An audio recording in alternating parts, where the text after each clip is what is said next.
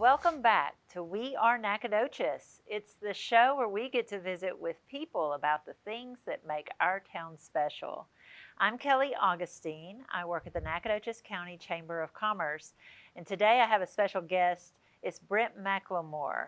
He is the director for the Professional and Continuing Education Department, I will say. You can correct me in a moment, but it's relatively new here at SFA, and it's offering a lot of good things for pretty much everyone, from what I understand. Yes, that is the goal, for All sure. right. Well, welcome, Brent. Thank you. It's good to be here.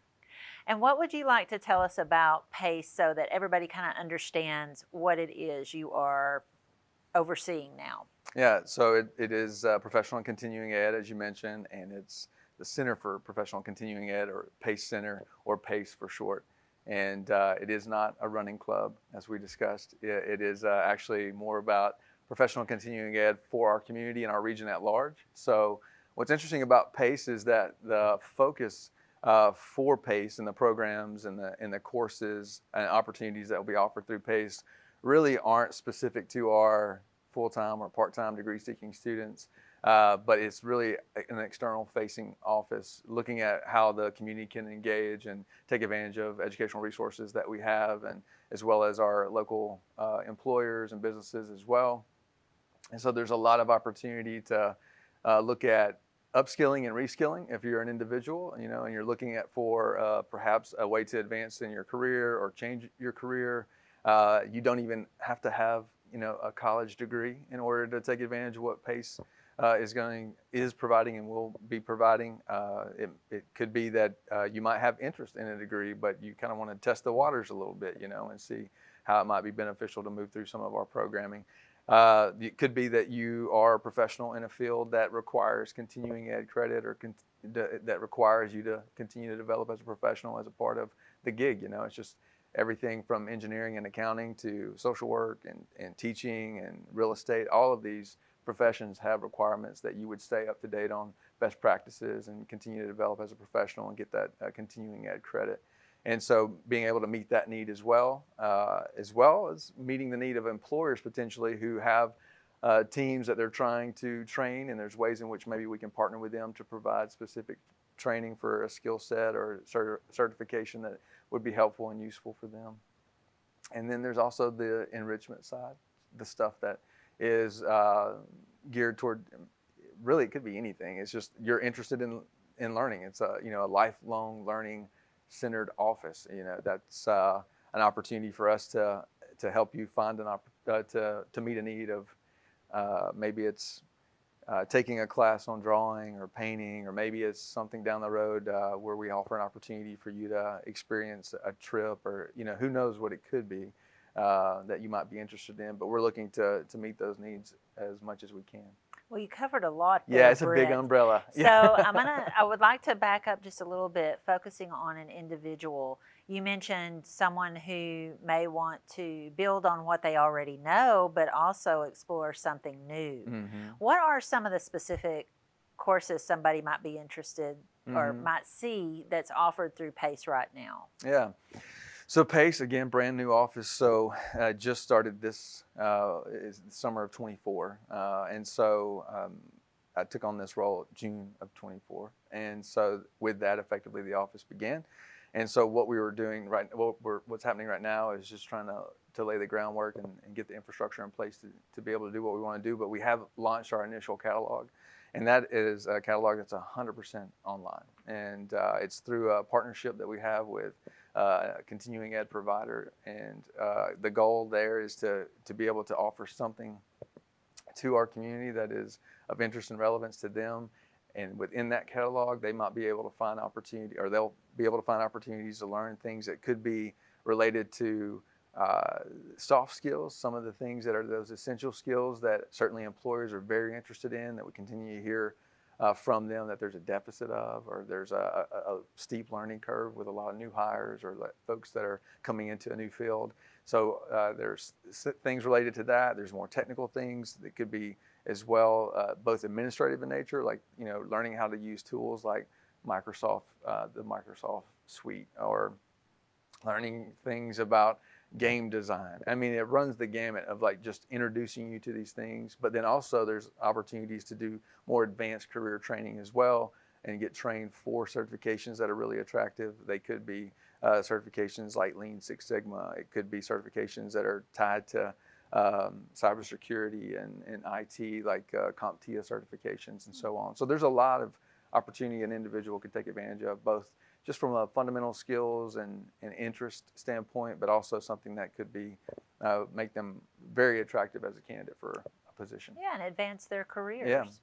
So you mentioned you don't have to be a student or alumni Right. to be involved with this or to take advantage of it. Right. Is there a hard start and stop time for anyone interested? Does that vary? How does that vary. work? That's a good question. And so in this our current catalog, there are classes that you can go in and take that are self-guided, self-paced.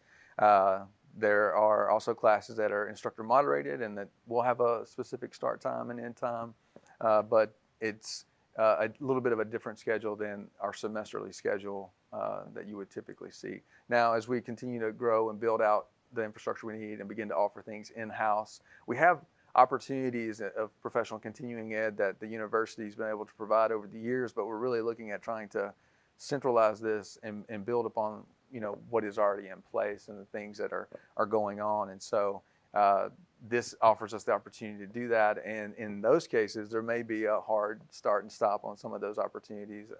But then again, some of those, if they're asynchronous online opportunities, you could just enroll and do that on your own pace, no pun intended, as well. Are there tests? I mean, I guess it would depend, but how do people pass? Do they pass, fail? Do they get a grade? Yeah, no, for sure. So, a lot of it will certainly, I mean, there's going to be an evaluation of your progress through the course, and in order to get the completion and the certificate that you're after, or in some cases, if it's a certification, a specific like industry related certification that you need, a lot of the coursework that you're doing is preparing you for the exam, that certification exam. And so then you would have to complete that exam and successfully as well. So yeah, there are things that you could do for fun that, but then there are things that it's going to require you, yes, to show you're competent in this. That's good. Yeah, exactly. That's great.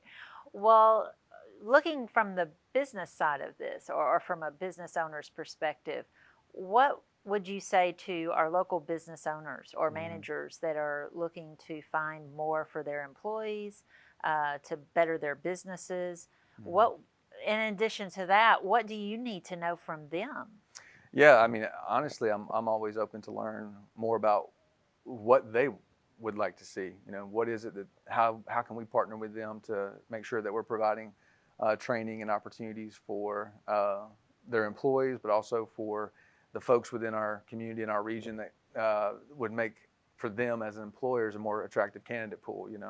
And so certainly open to learn about that as much as possible. And but then also what we do offer in this initial catalog and what we'll look to offer with our options in-house, hopefully they'll see the value that either of embedding those, essentially bringing in our training to help supplement what it is that they already do to train their current workforce, their current teams, but then also in some cases maybe just being aware of that resource to let their employees know about it and say, hey, this is an opportunity that you can take advantage of, and in some cases maybe even get reimbursed for. That would be nice. Yeah, certainly. Yeah, to have that kind of relationship, and we want to help build those relationships with our local businesses and you. So you mentioned region. Are there boundaries? Are there limits to folks who want to be involved with this or take advantage of it as far as their locations? Yeah, no. So I mean, as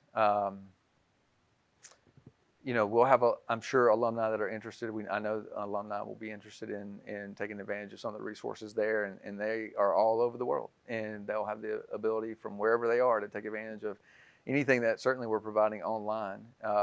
But even within the region, we're trying to make sure that folks have access, things are accessible in a way that makes it easy for them to take advantage of the opportunities. Well, Brent, I know you're relatively new. You've been here for a while, a few years, I A believe. couple, yeah, not quite 3, almost 3. Oh, before we end this segment, I would love to know what you've been impressed with here in Nacogdoches. What do you enjoy?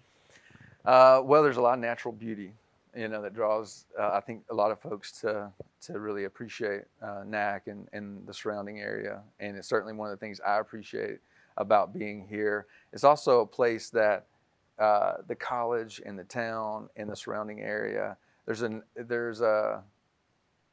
very collaborative spirit, and that's been my experience, and a willingness to engage and sort of embrace one another, both as a college and institution, and the town, and that town and gown relationship, so to speak, but also just in general. Like, you have a lot of folks that want to see NAC be successful, and if you're one of those people, you can find places to plug in and help NAC find success and continue to grow and prosper and build on its own tradition and history. Well, knowledge is power, and it sounds like PACE is going to give us a whole new option for knowledge. Yeah. So thank you for being here with us. How will people find more about PACE?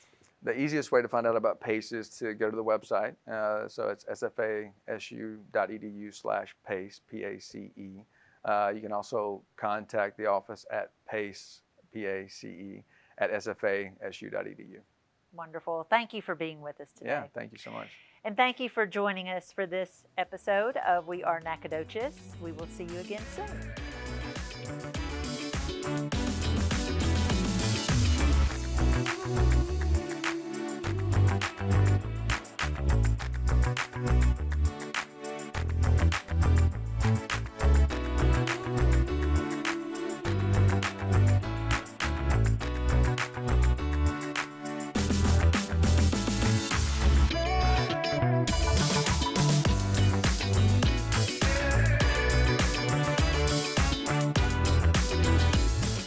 This program is brought to you by the Department of Mass Communication at Stephen F. Austin State University, in association with the Nacogdoches County Chamber of Commerce, and with special thanks to the City of Nacogdoches.